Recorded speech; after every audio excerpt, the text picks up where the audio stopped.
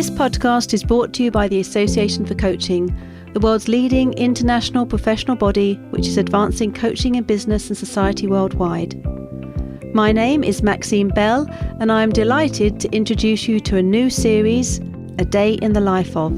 These podcast episodes will be released between our longer themed podcast series that you are already used to.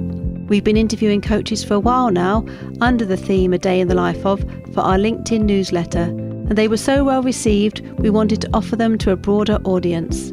The interviews are with real, everyday coaches across the globe from all walks of life who join me to honestly and bravely share their journeys into coaching, how they coach and run their business, what they love and what their challenges are, as well as how they integrate self-care into their practice. It's a real honour to get a sneak peek into their lives, and we hope that listening to their stories will inspire, encourage and assist you, whatever stage of your coaching journey you are on. Hello and welcome back to another lovely episode of our Day in the Life series. My name is Maxine Bell, and today I have with me Val Mullally. Have I said that right, Val? You have indeed. Val is a very experienced coach with lots of interesting things that she's done over the years, so I won't explain myself. Val, what would you like the listeners to know about you? Thank you for having me on the podcast, Maxine. Yeah, so you might be listening to my accent and wondering where I'm from. I was born in Britain, grew up in Africa, and for the last 24 years have lived in rural Ireland, where I'm very happy, but I kept my accent from Africa. And what I want to tell you, I think what's important to mention is, I live in a gorgeous little traditional Irish cottage, which we've renovated. Beautiful garden, love gardening. And my passion is particularly how do we create environments, psychologically safe environments for people to thrive, which has grown out of starting first to work with children and then got into working with parents to help parents see how to develop environments where they can really support their children's psychological safety so they can really connect and communicate with their children. And that led me to developing a diploma in parent coaching, which I ran for a number of years. And during that time joined up with AC, and for many years was an AC accreditor, assessor on the accreditation process. And since 2016, started moving into supervision. And I work now mainly as a cross-professional supervisor and as an author. That's quite an interesting background, Val. How did you start in your career that brought you to children? I guess I've always had a love for working with children.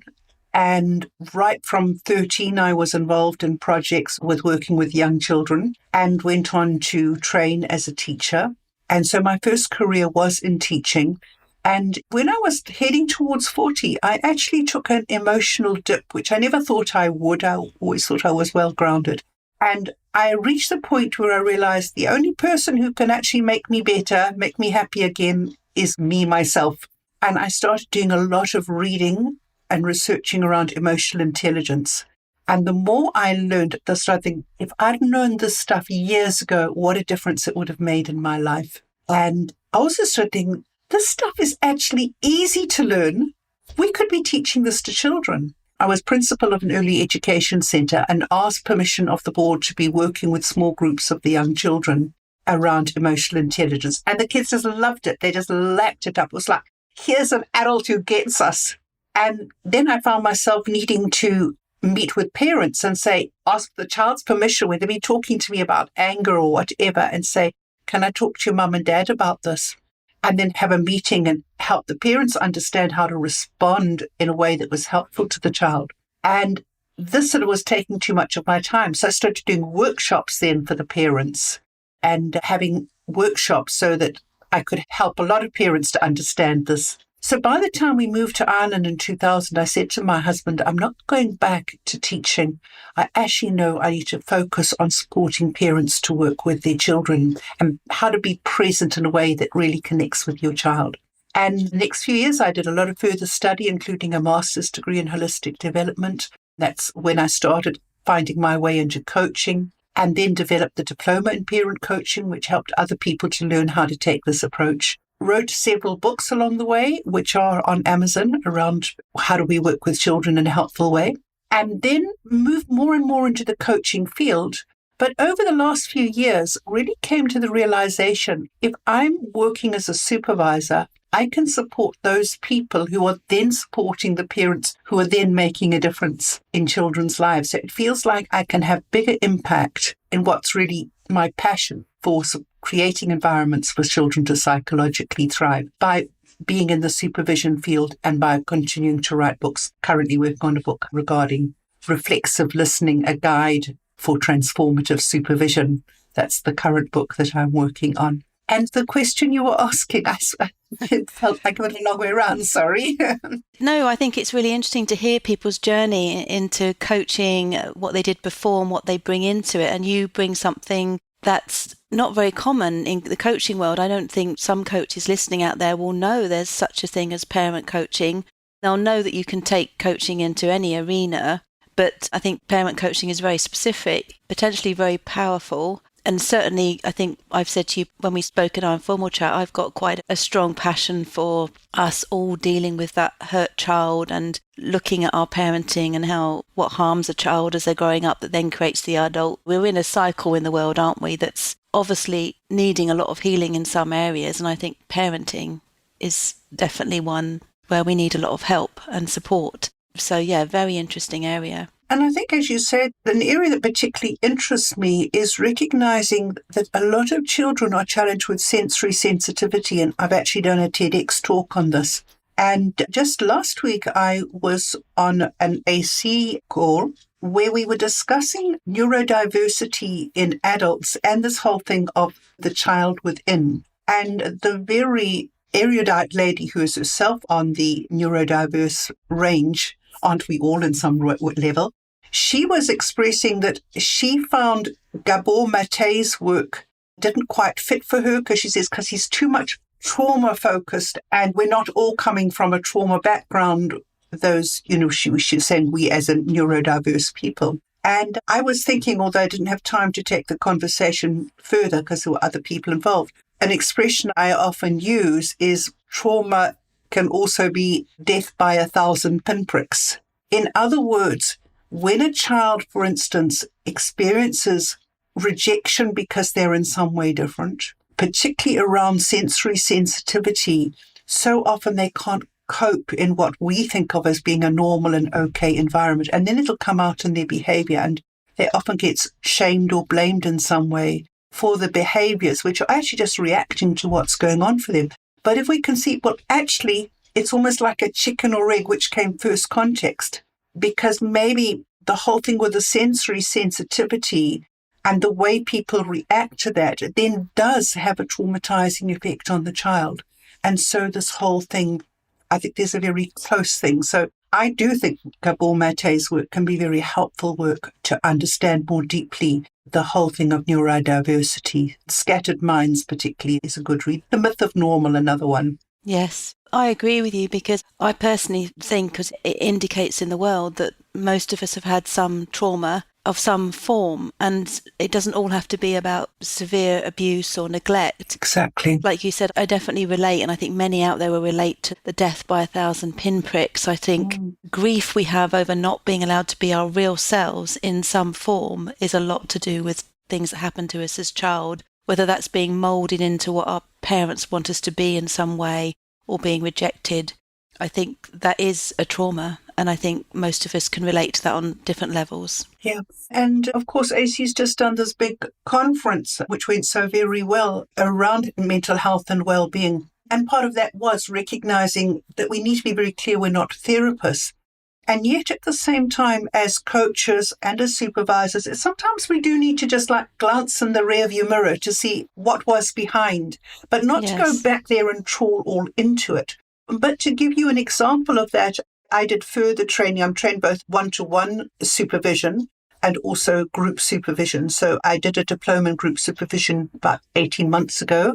And on our I think it was the second day of the face-to-face training, I volunteered to be supervisee. And the issue that we worked on, I got to the point where I said, I realize actually this is pressing that sort of father stuff button in me. And I said, just was taking that in. And then the trainer, who's a very skilled supervisor, says, and the way that impacts your work is, and off we went. And it was just such a lovely, simple intervention that we can get caught up in, what am I going to do now? I'm not a therapist. What do I do? And sometimes it is just knowing that very simple way of bringing them back into the coaching space or the supervision space, depending where we're working. Yeah, that was a great technique he used there. And yeah, I agree with you. I think knowledge is power. And in a coaching space, limiting beliefs, even the basic kind of premise of a lot of work that coaches do, come from somewhere. We're not born with limiting beliefs. Exactly. And I know I've worked with clients where just the knowledge of, oh, hang on, yeah, Mum used to say that thing to me all the time about my creativity. No wonder I can't access it yet. And it's a way of almost being able to just accept, even in that moment, that you're not deficient, but maybe something happened to you that affected your confidence. Something as simple as that. So I do agree that a little glance in the past is knowledge, and that is powerful, and it can prevent, or it can stop self-blame and being harsh with ourselves and allow more compassion. And harsh with ourselves, also to have compassion that likewise our parents and the other adults in our lives, they also have their wounded inner child. Yes. So the compassion for self matters. And I think also compassion for others. They did the best they knew how with where they were at in their own life journey. I'm not saying that there aren't some situations where behaviours are not okay. But I'm sure all of us who are parents can look back and realise there were parenting moments which we would hate to have other people know about. There were times when we were not the perfect parent. We wouldn't be human otherwise. And just as I hope my children will forgive me for the things where I didn't meet their needs adequately, or where perhaps I even wounded them, I like to think, can I be that way towards my parents as well? So I think forgiveness, it doesn't mean if there's been a very bad relationship. It doesn't mean, forgiveness does not mean necessarily reconciliation. I think forgiveness is about letting go. How do I let go that I'm not stuck in it? Yes, exactly. Your freedom. It's not about saying the behaviour that was done to you is okay. It's not about that. It's about, like you say, setting yourself free, really. Do you think there's a process of grief you need to go to get to forgiveness? Yeah, I really think recognising that forgiveness is a process and not just a one-off. It can take time. Sometimes we can be saying, yeah, I want to forgive, but I'm not ready to yet, that we know we need to work through that process. And I think for every coach and supervisor, I still believe that Kubler-Ross's model of grief is a really helpful model, because we all go through grief. And to me, it's not just about the big things like a severe physical loss or the loss of a loved one, but it's also about when we go through a transition, like for me, moving from one country to another. I wanted to come to Ireland. And of course, we work with many people from different backgrounds now who would also go through that grief of having left their country of origin. Even if you want to move, there's still the grief of what you left behind. And I'm trying to remember, I used to have a lovely little acronym that I remembered. I can't think of it right now. Grief goes through different phases that's going down. And there's things like anger. You might help me remember some of them. Anxiety. You can drop right down to despondency. There's denial as well that often happens. Oh, no, I'm fine. And we deny it. But remembering it's like we bottom out sometimes there. But it's like a pendulum. And over time, we come up on the other side. But there will be times like anniversary dates or some other issue in our life when we can swing back down into the trough again. And over time, we swing back up out of that trough of grief more easily and get more back onto level ground until eventually we are on the other side. The amazing thing with Kubler-Ross's diagram is the ground on the going inside is actually lower and the ground on the coming outside is higher. That there is, I believe, a spiritual journey. There is a deep learning that can come through grief that I think is part of our human experience we need to realize. But yeah, how do we as coaches, as supervisors, support and journey with people through that grief and help them to see what you're going through right now makes sense? I think that you give an example yourself, really. You've done a lot of training, a lot of reading. You learn about these topics so that you go into a coaching session informed. And Kubler-Ross often is broken down into very simple forms, but it's not actually the full picture of what she writes about or talks about. She does the 5 stages of grief, but she's not saying they're all linear either, that it's a straight line. Oh, yeah. As you say, it's either a pendulum or sometimes I say it's an onion that you're peeling the layers back of, and it's not straight. And so I think even with something like Kubler-Ross and the grief process, there's more to be read about that. If you know a little bit about it, I think to read more about her is fascinating. It's a lot more than you initially might see with just those 5 stages. It's a lot more to it. Yeah, I'm a perpetual learner. I'm an avid reader and I watch a lot of webinars and things like that as well. And I really do believe that as in the important, very important work we're doing, we need to keep ourselves constantly learning. There's just more unfoldings the whole time in neuroscience. In fields like neurodiversity, when I first trained as a coach, that word wasn't on the radar even. There are new areas that we're opening up and starting to realize about that just that weren't understood adequately in earlier times. And so we need to keep ourselves constantly on the cutting edge, I believe. Yes, and I think it wouldn't be very integral to be doing a job that's about self-development for others and not work on that yourself. Yeah, and self-care for self as well as self-development. True.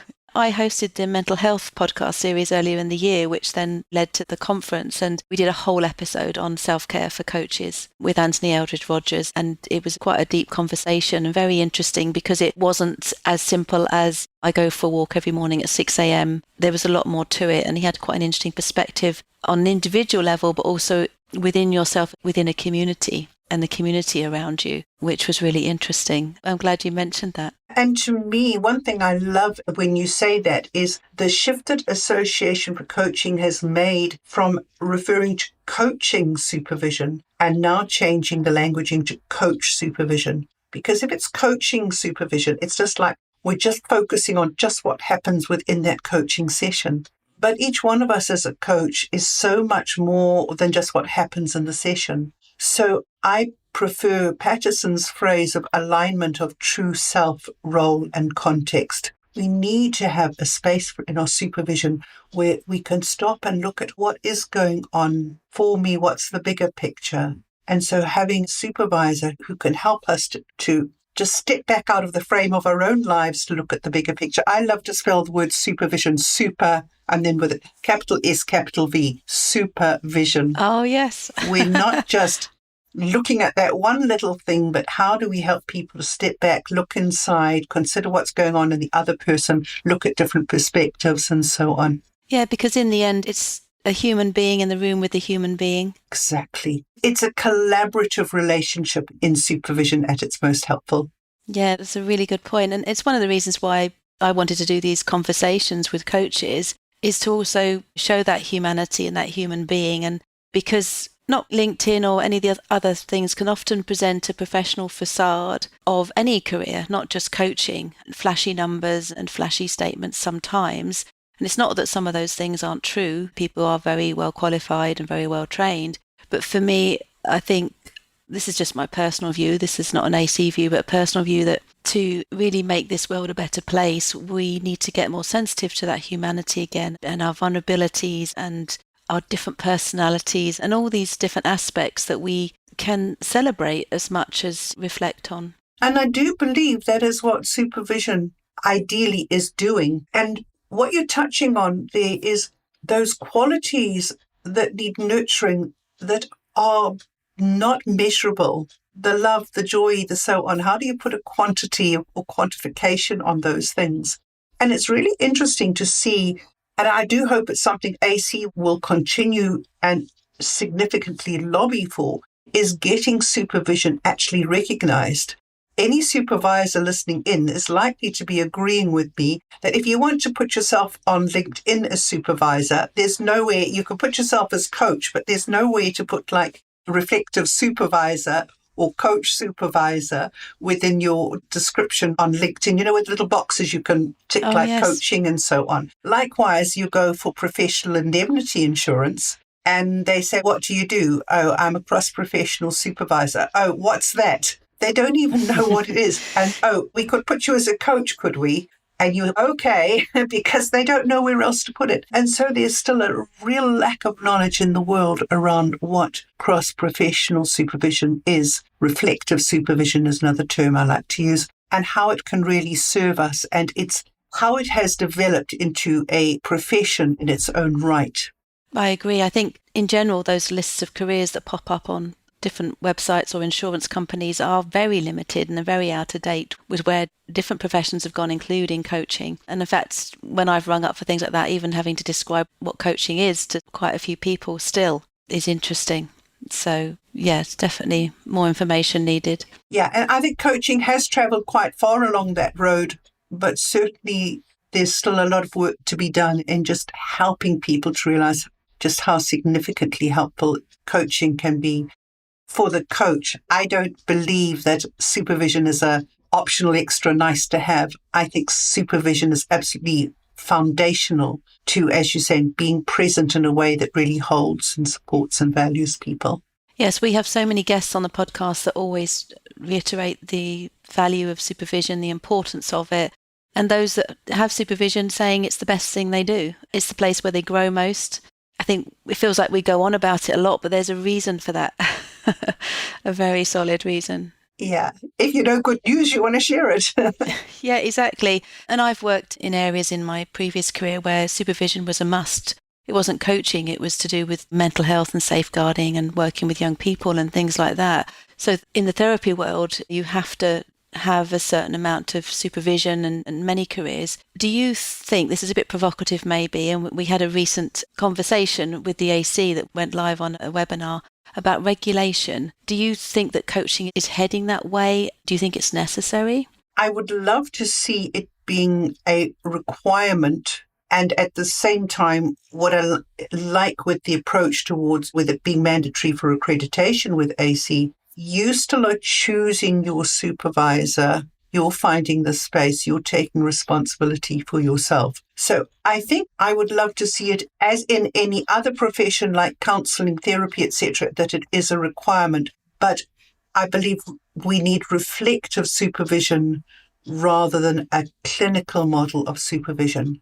And where I see reflective supervision is being a space where, as coach, I'm getting in touch with who I am, what's going on for me. I'm the one who is the wise expert on myself, not the supervisor. I think for a lot of people, there's still that experience of a type of supervision where there's a hierarchy in it and the sort of power over context. Whereas with reflective supervision, and particularly working with creative modalities, which I absolutely love working with, there's a collaboration in it. And to me, it is a sense of the supervisor in that context is creating an ambient space of power with, not power over, but power with. That's a really good point. And I think that might actually be some of the reasons some people are put off. They think they're going into a hierarchical situation. But my experience since I've worked within the AC of the supervision that I've seen has been the other model you've said. It's reflective and a lot of creativity used within supervision. Yeah, it feels a very loving space, I guess. That's the way that from every supervisor I speak to, the way they hold that space is quite lovely. When you use the word loving and lovely, I think of Scott Peck's quote where he said, love is extending yourself to cause the other person's growth. And to me, that's one of the finest definitions of love. And surely that's what we're doing as coaches and supervisors, extending ourselves to cause the other person's growth. So yeah, love fits beautifully there. Yeah, it does. I feel like I want to sit with that for a second. Yeah, it's a lovely phrase. Mm-hmm. Very nice. So I hope people might be jotting that one down, but I think I might do after. Yeah, that's really lovely. Val, you've said a lot about different parts of coaching you've done. I just wondered if we could just zoom back in and could you, in a way, just to help listeners who are new to the idea of parent coaching, what you mean by that? So what I realized as I started learning about coaching was it is about helping the person to recognize they have self-agency. And I think we have very much come from previous generations of children must do what they're told type of context. And we've actually squashed the self-agency of the child. And we've also moved, I believe, in society within the last century from having been a very authoritarian type of mode of parenting to a great extent going to the other extreme of a laissez-faire with letting kids do what they want and not so often like the kids are the boss. And I don't think either extreme is helpful. I think children need us to take a role that very often can be almost a coaching our children role.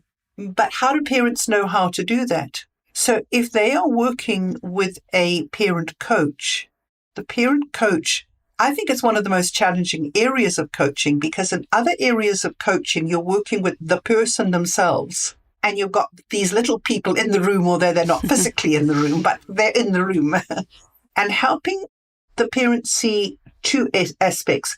The one is my behavior is about me, their response or their reaction is about them. And I think that's really helpful for parents to realize that. And the training I did, we would have done quite a lot around listening skills and around dealing with emotions. And so emotional literacy, emotional intelligence would be a key part of the training. But when you can help parents to recognize, and using, just as we do with any other type of coach works, using the what questions, is parents want to go to the why did you do that type of thing, or why did my child do that? And when you can rather go in, so what might your child's behavior be saying to you is, for instance, a question. And what else might it be saying? Because their first reaction might be, they're just trying to say, I'm not going to do what you tell me. And so you're thinking that, and what else could it mean? So using the skills that we know so well within other forms of coaching, but in a sense, coaching the parent to be able to take a coaching approach with their children as well. A phrase I like very much from a book by a Danish writer who wrote Your Competent Child. He brings up this whole element of, we've tended to raise compliant children. What we need to do is raise competent children. And he's not talking just about physically competent to be able to tie their shoelaces or do whatever they need to do, but actually socially and emotionally competent as well. Have we interacted with them in a way that they learn loving, respectful ways to interact? And as I say, it's not just a physical competence, but a social and emotional competence as well. So we used to run a year-long diploma course in parent coaching, but as I say, my focus has changed. But I have got books I've written, Behave What to Do When Your Child Won't, which is focusing on how do I then respond to my child to set boundaries, but in a way that is respectful to the child as well as respectful to myself. And then I went on and wrote Stop Yelling, 9 Steps to Calmer, Happier Parenting, because I realized a lot of this stuff is often about what's going on for us in here. And when we don't know how to deal with our stress or anxiety or anger, then we end up. A friend of mine used to talk about verbal vomiting. Don't verbally said vomit dumping, on your but kids. yes, you do. Yeah, verbal vomiting's a bit more graphic, isn't it? And so when the stop yelling is about how do I mind myself here so that I can be the sort of person I really do want to be as a parent. Yeah, I mean, there's so much. We could have a whole podcast series on parenting coaching, I'm sure, because there's so much in it. It's the toughest job we do. And I don't know if I did do a series, parent coaching, a couple of years back. Oh, that's right. And I don't know if Miranda has ever got to look at I haven't checked to see, because she had asked me about could we put the old work up on the... it's in the Digital Learning Hub. In the Digital Learning, that's the word I was after, I couldn't. So I don't know if it's there. I think it is there, Val. And what we can do is we can put the link to that in the show notes, and the same with all your books so people can access. So if they access the podcast through our website, they can get all that in the show notes. So we'll put that there. That would be great. Thank you. I'm pretty certain it's in the Digital Learning Hub. I know because I was involved in partly putting some of the stuff together for that. So I remember seeing all the talks. Great. Yeah, it's a wonderful provision, the hub. I've done a lot of reflecting on my own parenting. My son's now grown, and I think I agree with you on that pendulum that we've swung from authoritarianism into laissez-faire, which has created quite an entitled group of young people with a lot of demands, and they're used to parents running around. And I think for me, one of the things was realizing I was over-mothering in the sense of, and I think a lot of us women do that, we multitask, we're very good at it, and in many ways that's part of our skills. But in that process, we end up doing too much for our children. We don't enable them. We don't show faith in them. And recently, I think on Instagram, I've seen a few videos of parents that are giving their child that agency. And I'm watching 2 and 3-year-olds putting their washing on in the washing machine, chopping some vegetables in their own little kitchen area that the parents have created. So I think does that I'm calling it over-mothering, and it can be smothering. Exactly, yeah. And we're not showing faith in our young people. Exactly. So that ties in with the whole thing of the competent child. An example often used when I'm with parents is, say, if I'm doing a workshop, we're all face to face. I say, so you look up and your child's up the top of the tree and says, look at me, mum. Tell me, Yes. what do you shout? And almost every mother says, be careful, don't fall. I said, and what message is that giving your child? We give them a message, I don't think you can do that. Whereas actually the parent says, wow, look at you up high. You know how to hold on and swing in the tree. We can give a totally different message. And interestingly that you say that, because I didn't mention my third parenting book that I wrote, which is Baby and Toddler on Board. And that it came out of experiences of staying in Denmark and observing Danish parenting, where they really do nurture the competence of the child and see that as a high priority. And so the smothering that you mentioned is not part of normal Danish parenting. Interesting. And so that book is actually an interesting book because it looks at this whole thing that you're talking about. How do we raise competent children? But also, in writing it, I wrote it once and then rewrote it because I saw I needed to change it into a more helpful format. And the rewriting caused me to recognize there were 3 key principles. And to me, that is foundational in how we coach in any context, but particularly in a parent coaching context. And that is follow the child's lead, or you could say follow the coachee's lead, follow the child's lead, cross the bridge. In other words, park my stuff as I have to walk across a narrow pedestrian bridge. Park my stuff so that I can cross the bridge and see the world how the world is for that other person. So follow the lead, cross the bridge, and finally is what I call hearth the relationship, as in the hearth of the fireplace. And this started evolving when I was in Denmark, realizing that Danes are a people with a strong, wonderful Viking heritage, people who dare to adventure out into the whole world. And I started thinking how you have that hearth as this cozy fireplace where you make food, where you have community and comfort. But you don't stay in that place. It hearths you to be able to go back into the big adventure of life. And so I see those 3 phases matter in parenting, but they also matter in coaching and in supervision. How do I follow the client's lead instead of thinking I know what we should do? How do I cross the bridge to experience what is it like for them? How do I hold the space for them? And then how do I hearth the relationship? Make it this ambient place where it's good for them and where they go out feeling fortified and confident to face into the adventures of their life. That's a lovely analogy. That's really lovely. I think that's missing sometimes for a lot of people's lives is that hearth, and the coaching space allows people to come and sit by the fire for a while and nurture whatever it is that needs to be nurtured. Really lovely.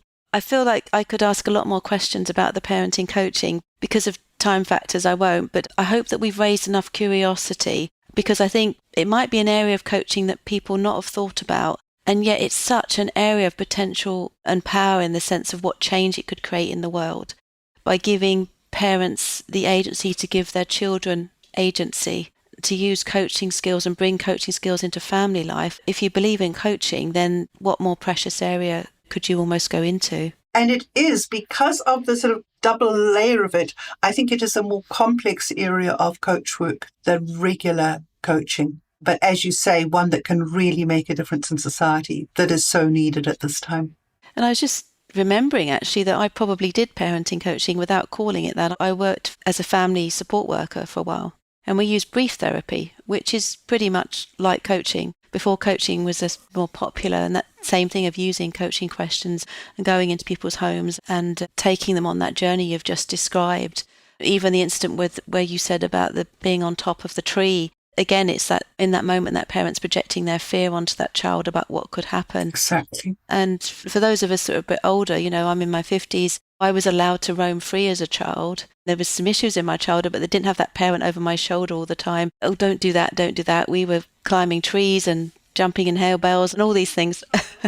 When I was a child, I did fall out of a tree and break my collarbone. And I am so thankful my parents never stopped me climbing trees. Some of my happiest memories are at the top of the tree. Yeah. And I think I gained so much confidence and awareness of what I could and what I couldn't do. Yeah, term bubble wrapping. And so I appreciate Danish parenting because they don't bubble wrap their children. They rather support them to develop their competence. Think of things like a young child's got a sausage on the plate and the parent grabs the knife and fork and cuts up the sausage. I'm thinking, your child's capable of doing that for themselves. Show them how to cut the sausage. Don't do it for them, because we give them a message, you're not competent, you can't do it. And then how do they learn competence unless we create almost the scaffolding to help them to learn it? It's also not about them. It's about us in that moment. It's about us wanting the job done, finished, completed, whatever. And what we think is loving in that moment is possibly just a selfish kind of act from our own, whatever's going on in us in that moment. Like you said, to be aware of what's going on in you and to be able to just pause and have that self-awareness. I can see that coaching can help with that. And it takes you then back to the self-care as well, and thinking about the practical things of how am I managing my time? What am I doing? What do I maybe need to stop doing? All those sort of questions that come up in the coaching conversation. What help do I need from other people? What can my husband do to help me? Asking for help, asking the village. And interesting that you say husband, because, we end up so often coaching the mother. If a mother approach you, as I say, I don't work directly in parent coaching now, but I do work with parent coaches. But sometimes I would have a mother contact me and say, my husband refuses to come. Can I do parent coaching work with you by myself? I said, yes, you can, because a family is a system. And when one person makes change, it has a knock-on effect on the whole of the system. But I do think that it's really valuable that when both parents come on board. And when I did parent coaching, I would always invite and actually make it more affordable. I wouldn't charge for two people being there and have a longer period, but I wouldn't charge very much more than if I was working with one person, in the sense of I really want both parents to be there if both parents are willing to be there, because both parents, I think, bring a different energy into the parenting. And if both are on board, it makes it much easier to flow for everybody. And like any other coaching, it's the challenge of, although I think sometimes you need to go into what I call like a 5-minute little slot of giving a little bit of education around some area of understanding Kubler-Ross's model or something like that, and give a little education slot. But you are trying to educe the parents' wisdom always. You're trying to draw from them. So what really matters here? What might your child's behaviour be saying? Asking those sort of questions so that they come to their own conclusions. It's not about being a parent advisor. It's about being a parent coach. Yeah, it's a fascinating area of coaching, I think. And I hope, like I said, we have some impact on some people out there that might be interested. There's obviously some skills to be learned and some things to learn, but it sounds fascinating, Val. So thank you for sharing all of that. It's great. So I'm just curious, because this is about a day in the life of, we extend it out a little bit, but what's a sort of typical kind of week for you with your coaching and supervision and other things you do, your writing? So I don't set an alarm clock. I wake when I wake. Very often that's 5 o'clock or 6 o'clock. But if I sleep in longer, I just trust that's what my body needs. And unless I have an appointment that is extra early, but I actually block out my time on my timetable that I don't usually take appointments before 11 in the morning, so that I have that first part of the morning. When I wake, I confess one of the things I normally do first is Wordle. I love Wordle. I normally hopefully quickly. Sometimes it's quick, sometimes it's slower, but I normally do Wordle first. And then I like to actually spend time just in what I would call spiritual reflection, spending time just being with myself, just listening to what I perceive, what I call God, whatever word other people put on the divine. What is God whispering to me? And then I will normally start writing about half an hour later. I'll just normally grab a cup of hot lemon juice and with a bit of cayenne pepper in it, and then start writing. And I normally work on my book till at least 10 o'clock in the morning. Normally take a bit of a quick breakfast break between about 10:30 and take my border collie for a quick walk at that time if I possibly can. And then 11 o'clock I would go into my sort of supervision type connections for the day, or admin jobs that I need to do. So try and block my time through the week. But I actually also let Irish weather tell me what I'm doing for the day. If we suddenly get a gorgeous, brilliant day and I haven't got any set schedule that I have to keep to, I think I'm going to garden now because I can come in this evening and I can work later on in this evening if I have to. So if there's a brilliant break to go for a walk or to garden or whatever, I grab the opportunity. Have I said enough about that? Yeah, no, I was just laughing at the weather because obviously those of us that live in areas where it rains a lot, you have to grab those sunny days. When I lived in Africa, it was actually a British schooling system, and I remember us doing proverbs and remember learning make hay while the sun shines. What a stupid thing to say. Why would you do it at any other time? You wouldn't do it at night time. And it's only when you live in a country like this side of the world that you realize the relevance of that saying. The self-care is a very important part of your day to keep you nourished and keep you able to support other people. It's the oxygen mask, isn't it, of giving the oxygen mask to yourself first. Yeah. So I journal as well. Is something I do as well, is that I journal besides writing. I also take time regularly to journal. For me, one of the things that has really been developing that I'm going to really hopefully get out into the world, and we'll be doing a series on ACE webinar this year ahead, is I've been developing this model of keeping yourself on track. And track is spelled TRAKC. In other words, the last two letters are inverted. And so the T is trust, the R is resonance, the A is authenticity, the K is kindness, and the C is candor. And I think it's a model about psychological safety that I think can be hugely helpful in our coaching and supervision work, which I say we'll be doing a webinar series on it. And of course, the foundation of that is in trust. But I've also started journaling for myself and plan to actually create a worksheet that people can use around using TRAKC for your own personal reflection, taking time each week to stop and think, trust. How did I trust myself this week? Was I trustworthy to myself? Things like, did I keep my promises? Not just promises to other people, but did I keep my promises to myself, getting out and doing the walking every day or whatever art? So am I being trustworthy to myself around the self-care things? Resonance. How much do I feel that sense of really being in tune? You know, like a tuning fork. If you press a thing on a tuning fork, the sound just reverberates and reverberates. There's that inner resonance when you know something's just right and just fitting, both just what you choose to do. For me, like going out into my glass house, I just open the door and I feel joy. I just love it. But also having a conversation, I feel a resonance with you. I just have really enjoyed working with you both today and in our preparatory meeting. Thank you. And when I'm in that place of resonance, then I'm naturally going to actually be in the A of authenticity. I'm going to know, am I being true to myself? Am I being true to what I think I'm called to do with my life, how I serve others, how I make a difference in this world in the time that I have? The K is for kindness. And I think this is really important. The reason I inverted the kindness of the candor being about the boundary settings, if we don't first, and this applies to every level of coaching or parenting or supervision, if I don't first establish kindness of a sense of, I see you, I want to be present to you, and that not doing kind things, being kind, I think if that comes from us, people just naturally sense it. But we do need to have the boundaries. So the C at the end is for candor of, is my yes and my no? How do I actually hold my boundaries? I think my boundaries are rather like my skin on my body. My skin is a boundary between the outside and the inside. And if I didn't have skin, all that infection would go inside. The boundary's there to protect me. But if I didn't have skin, I'd also ooze all over the place and make a dreadful mess over everybody else. So the boundary is a two-way protection. And so that is the TRAKC model that I try and use as a reflection, for a self-reflection every week. How am I trustworthy to myself? What's resonating? How am I being authentic? How am I showing up being kind, not just to others, but kind to myself as well?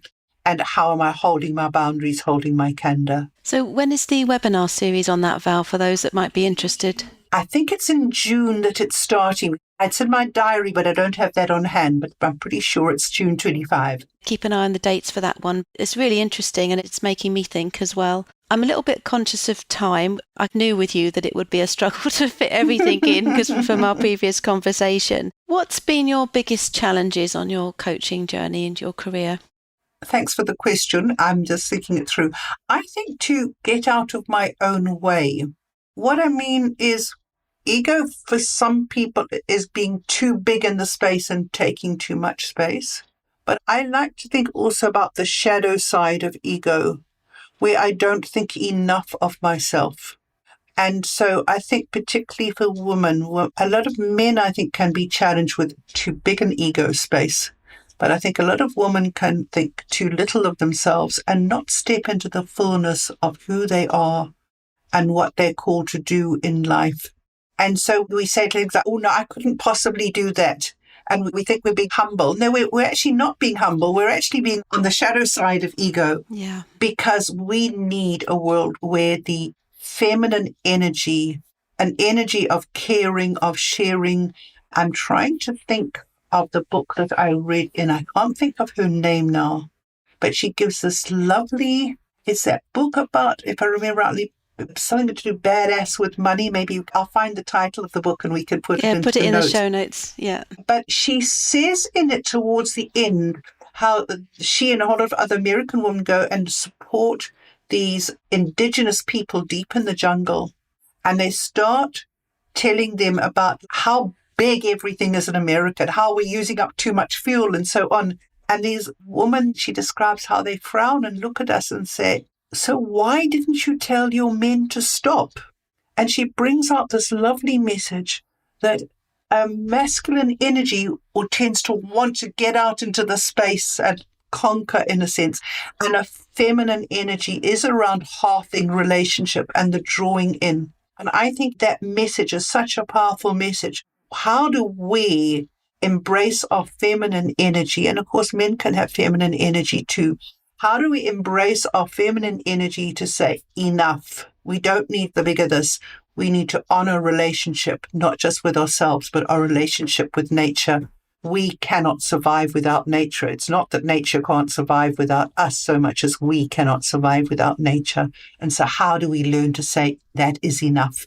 Yeah, because it's actually quite insane that we are destroying our very home. And it is because of, like you say, it's a lot about arrogance and about that big ego. But yeah, I think that's a lovely way of thinking about it. As a woman, I relate to that very much, that shadow ego, that shrinking, that hiding, that feeling you can't take up too much space. It's a multi-generational hurt, but to continue it is the problem, as you say. And how we give that message to little girls, be pretty, as though that's what matters in life, not who are you? What do you bring in the world? How do you bring your power and your voice into the world? And I think for many women, probably for you and I, it's when we get to the other side of 40 that we start realizing these things. But imagine if we could be part of raising a generation, and maybe this is the crisis the world's in is going to cause this to happen, where we can embrace who we fully are at a younger age, not wait till we're over 40 before we stop chasing after the things that don't really matter in life, but focus on what does matter. Yeah, my reflections have been that I probably would have done a completely different career. I would have done quite a few different things if I hadn't had some of that shadow. And my friend said recently that, have you ever thought about when you give a doll to a 2-year-old, what you're telling her she should be, which is a carer, a mother. I think this is where women get the roles very early on.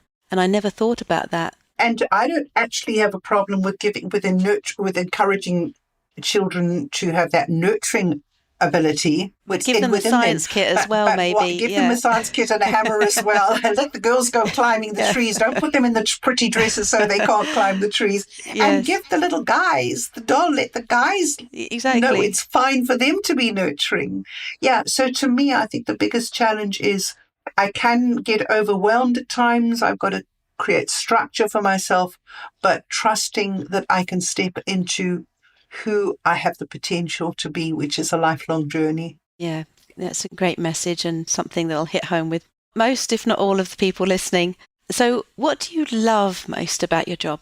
I love using creative modalities because you just go to all sorts of unexpected and wonderful places. And so to me, if we just stay within the languaging type of thing, we're keeping into a left hemisphere logic.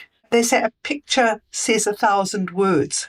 When we use creative modalities, whether it's showing people an image and what does that image speak to you, whether asking them just to doodle for a few secs, to use poetry, to use movement, to use body language, to notice the metaphor they use in their own speech, all these many different ways. When we use those, we actually tap into, metaphorically, the right hemisphere thinking, because we need both sides of the brain. We need the whole brain working. But if we only stay focused on the logic, we miss the deep richness. And I do believe it's when we bring right brain thinking on board, we journey into the unknown and we actually tap into the person's deep wisdom. They're the ones who are expert on their own lives, but they don't know they are.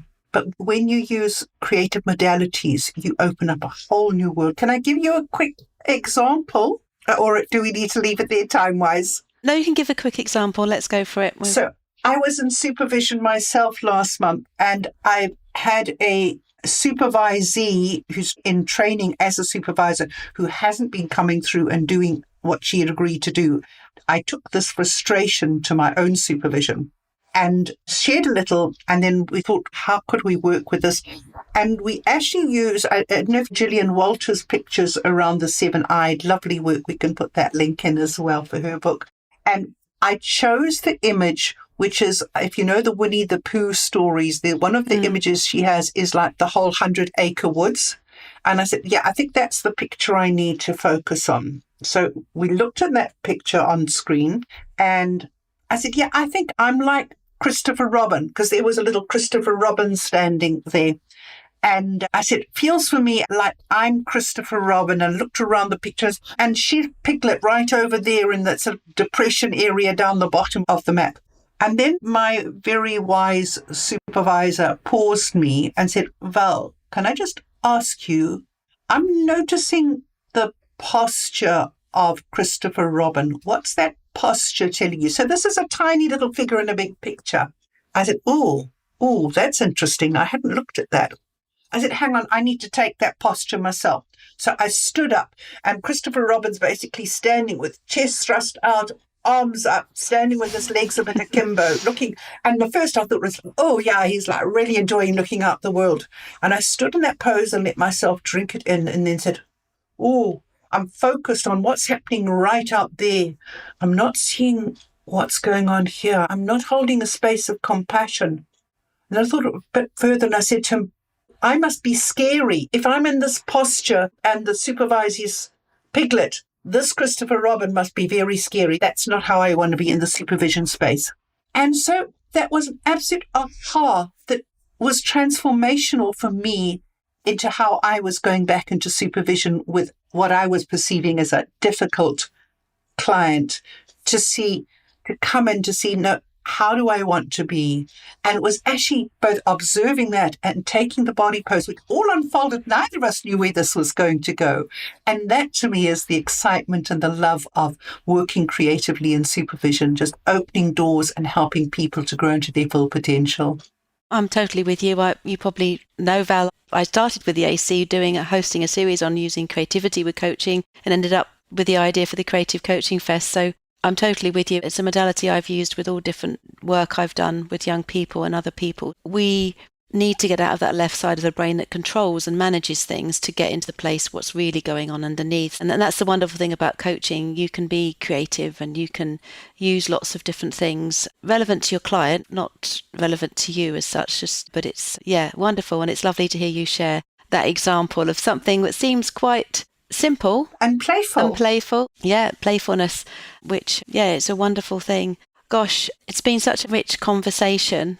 I like these conversations because I never quite know where they're going to go. There's a sort of basic structure in my mind about finding out everyone's daily coaching challenges and things they love. But I think they demonstrate, each of you bring this wonderful, unique practice, and that all of us have our own way of coaching, ways that we've developed, things that we love and things that we feel passionate about. And I hope that gives some coaches out there permission to be playful, to discover their own authentic coaching practice, even if they've been doing it for a while. What's a new way you can do it?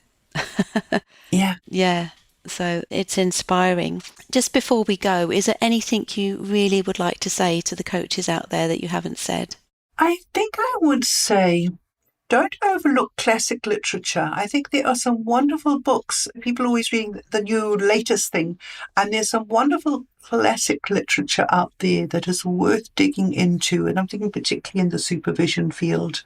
Books like Sheila Ryan's book, Parker Palmer's, books that really tap into something very deep and meaningful. And keep on learning. And I do think it's important that all of us find some way of the coaching work that we do, that we're giving back to the world. What we've gained from our coaching, we just need to be sharing. We can use our coaching and our supervision to make the world a better place. I really do believe. Thanks, Val. And if people would like to contact you, what's the best way to do that? My website is valmullally.com, and Mullally is spelled with double L. I'm sure we'll put the link in the notes, but if anyone's looking up sooner, and do give me a shout or email me at val@valmullally.com. Lovely. And I'm on the AC under Supervisor. I do both one-to-one supervision, group supervision, and I also do supervision of supervision. And watch out for the book, which will hopefully be out by June next year as well. That's wonderful. Thank you so much for your time and everything you've shared, Val. Thank you. It's been a great privilege working with you this morning. Thanks. Thank you for listening to another podcast by the Association for Coaching. For over 20 years, our purpose has been to inspire and champion coaching excellence, advance the coaching profession, and make a sustainable difference to individuals, organisations and society. To find out more about the AC and our member benefits, follow us on LinkedIn or visit our webpage at associationforcoaching.com. Explore our digital learning hub and enjoy our extensive library of on-demand webinars, signature programs, member benefits, interviews, podcasts and a portfolio of live events featuring thought leadership, tools, models and the latest industry trends to help you develop your coaching expertise.